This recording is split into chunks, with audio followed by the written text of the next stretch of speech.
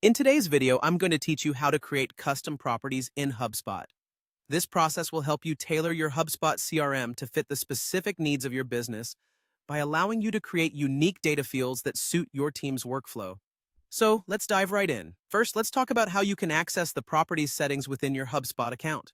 Start by logging into your HubSpot account, and once you're in, look towards the top navigation bar where you'll see a settings icon represented by a small gear.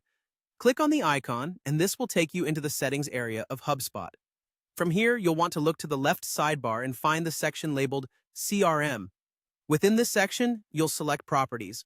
This step brings you to a page displaying all existing properties you have, and it's also where you have the opportunity to create new ones.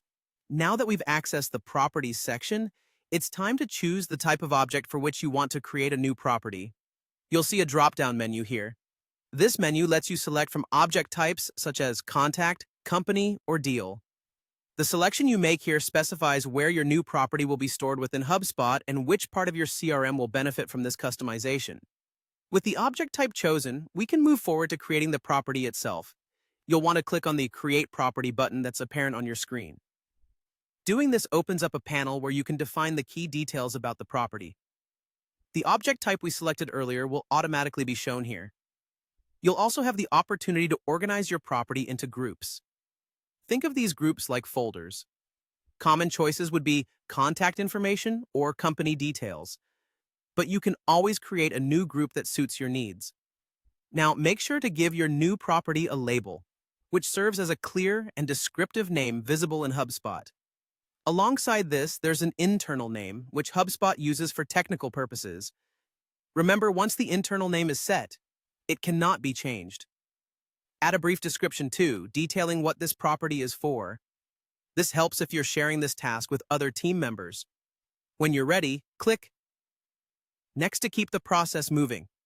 Next, you need to determine the field type that will best capture the information for this property. You can select from popular options like single-line text for short responses, multiple checkboxes if you'd like multiple selections, or drop-down select for a single choice list, among others. Depending on the field type you choose, you may need to configure some additional options like adding drop-down items or checkboxes, setting default values, or defining a specific format for numbers or dates.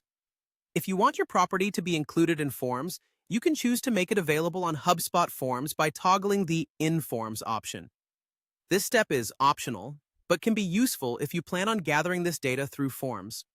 Finally, after you've completed all the necessary configurations, you'll click the Create button to finalize your new property.